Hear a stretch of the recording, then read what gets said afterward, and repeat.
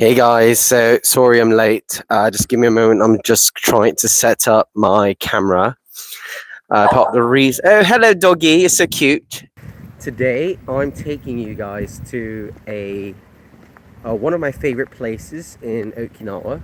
It's got it serves really good chicken and waffles, and you're probably thinking to yourself, wait, you're in Okinawa, in Japan, and you are showing us a place that sells chicken and waffles. Shouldn't you be introducing like a Japanese food place? Certainly, yes, I 100% agree with you. However, this place is really, really good, and I thought it would be a great place for me to my life. Also because I think if I were to go to an establishment, it might be a little hard to do Banzai Japan live because, you know, there are people there and I do not wish to invade their privacy. In any case, thank you guys for joining in. For those of you who've joined in. CeCe's Chicken and Waffles. This place is really, really good. I highly recommend this place. It's in Choton, Okinawa. It's one of my go-to places for mac and cheese and waffles. And have you ever seen a huge jar of lemonade the size of your face? Good parks in Okinawa. Yes, there is a place called Baba Park. It's a really big park. But the best, I think there's the best places to go to in Okinawa would be the beaches because it's really, the beaches are really stunning. Even right now, I'm along the seawall. The view from the seawall is spectacular. The sun is almost set, so it's going to be hard to see once I'm out of this place. We do have a couple of parks that are really pretty. Baba Park is one of them. They've got a couple of parks in Naha that are pretty as well. One of the things that you need to know about Okinawa is that it's an automobile economy. A lot of people use cars in Okinawa, so it's really hard to travel around if you don't have a driver's license, or if you don't have if you're not able to drive a car in Okinawa. It's going to be a really hard time just moving about. I really apologize because this is my first time doing Banzai Japan live from Japan. Yes, the best transportation is car. The buses here are absolutely terrible. They're always late, and they have very few. They only have one or two buses every hour, and often the last bus comes at 9:30. Anything after 9:30 is a miracle. Taxi drivers here are very unreliable. They have very poor navigation skills. Pickup locations are off the grid. And even the apps don't give the drivers the exact location of where you are. As in, they give them the exact location, but they don't state the name of the establishment or the landmark where you're at. So even drivers don't really use common sense when they pick you up. Like, they would go to the exact location. Like, you could say, okay, I'm at Sanye, which is a supermarket, and it has a taxi stand. And you can just put their Sanye, but on the app for the drivers, they don't see Sanye. They see the literal address of the place.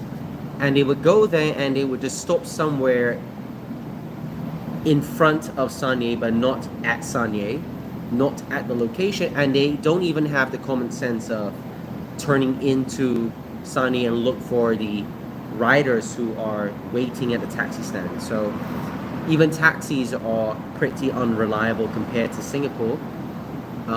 So I would say and trains, the monorails only go through Naha, and it's not every part of Naha. It only goes through the touristy parts of Naha. So not every part of Japan actually has a train station right now. So yes, cars, motorcycles are your best friends when it comes to transportation. Okay, so I just saw a message from a friend who said I should talk about the history of this shop. Quite frankly, I don't know the history of this place. I just know that it's really, really good. Like, it's lit. I believe it's supposed to be Southern style chicken and waffles smothered in gravy. So when I show you guys what I'm eating, you'll understand why I've ordered it. Okay.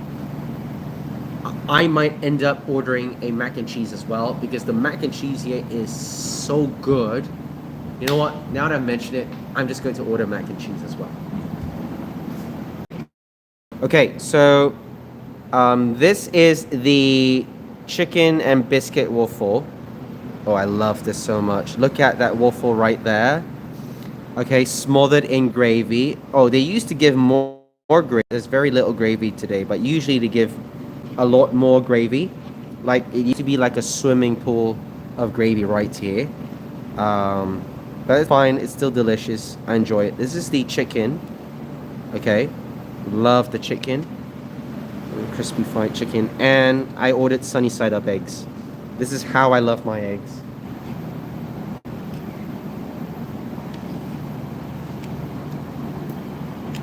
Oh, so good.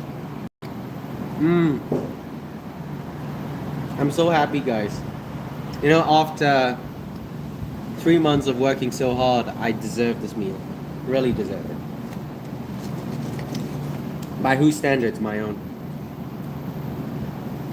And just look at that egg, man. It's so beautiful.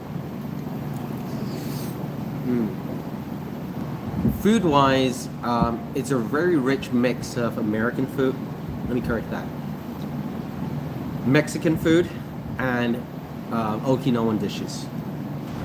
And some American food. But my favorite dish in Okinawa is the Okinawa soba. This Okinawa soba is really, it's filling, but it's really, really light at the same time. So you don't feel like it's blocking up your gut. You know, it's not like it's something that's hard to digest. It's a really good dish for breakfast, lunch, or dinner.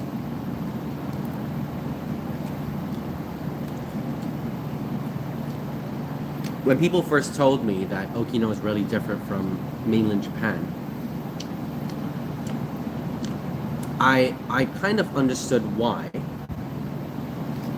And I had a certain perception about Okinawa,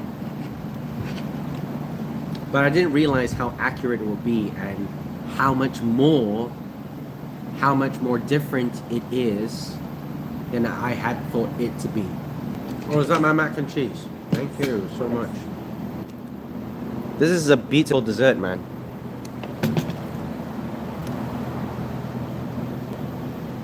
Mexican restaurants, yes. I mean, if you go to American Village, it's got plenty of Mexican food. And if you didn't watch the first episode of Banzai Japan, I talked about taco rice. Taco rice is actually a fusion dish of the taco dish and rice. It's a Japanese Mexican fusion created by a Japanese chef. I can't remember which year it was, but it was after the Second World War. He wanted to create a dish that was affordable for the soldiers living here in Okinawa. So, and taco was a good dish, right? Yeah, taco rice is a pretty popular choice. If you're talking about Mexican specifically, there is a good restaurant, I believe, at American Village called El Paso. I've yet to go there because I haven't really found that many people who are particularly interested in Mexican food. So this is the mac and cheese. Man, the lighting doesn't do the mac and cheese justice. Like, it's just really pretty, you know. I want to show you guys how it tastes.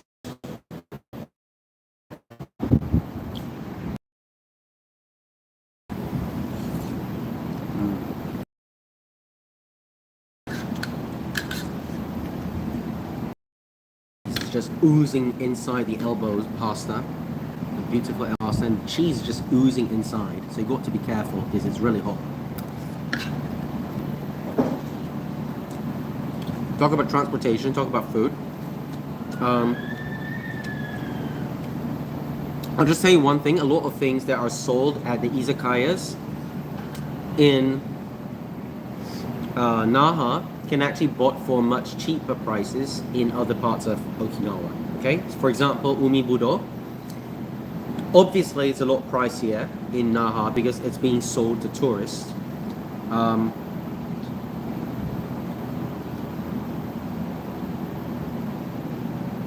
And the other one is mozugasu. Mozugasu is literally an authentic, very traditional, very cultural thing to eat in Okinawa, because mozugasu, although it's eaten in a lot of places in Japan, it's only grown and harvested naturally in Okinawa.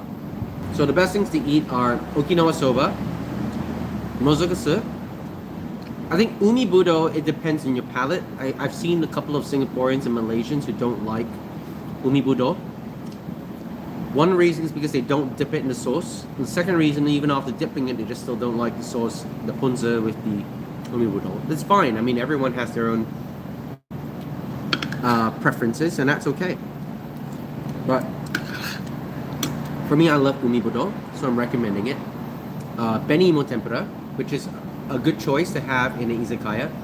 Another good choice to have at an izakaya is rafute, which is a stewed pork belly inside dashi. So brown sugar dashi. So the broth is made with a little bit of brown sugar, which we call kokuto or some people would say kurosato in Okinawa. And yeah, so rafute is a really delicious item, and I think it's best to eat it in a restaurant because the amount of effort you have to go through just to cook that yourself is a bit of a hassle. So I would say just go and have it at a restaurant. But dishes like mozugasu, even Okinawa soba, actually you can do it yourself at home. Supermarkets sell the ingredients that you need to make a simple Okinawa soba in the comfort of your home. Charlene asked about Airbnb and hotel. Okay, just like any other parts of Japan, this is one thing that remains common. You need to book your hotels early if you want a good price and if you want a good place.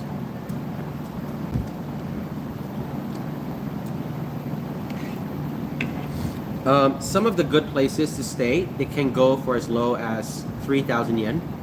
It's not a problem.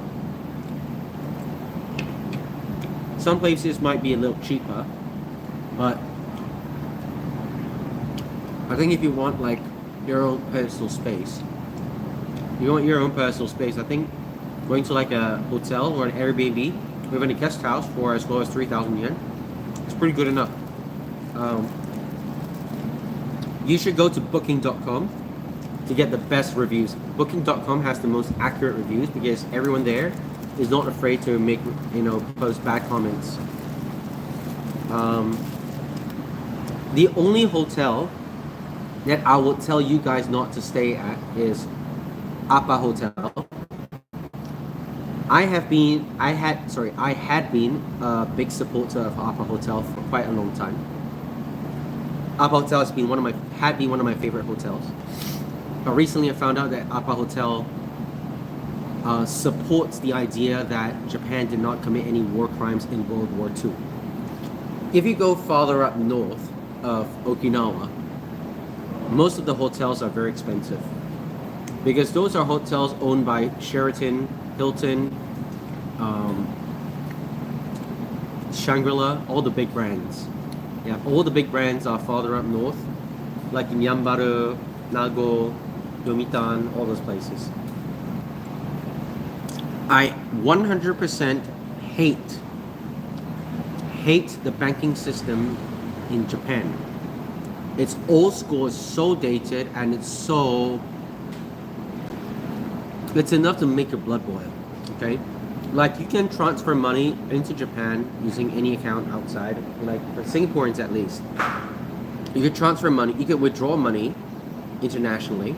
If you want to transfer money back to your Singapore account, you have to literally walk into the bank, fill up these forms, just to have the money wired to your Singapore account. And even just trying to get an account to remit money is another pain in the backside.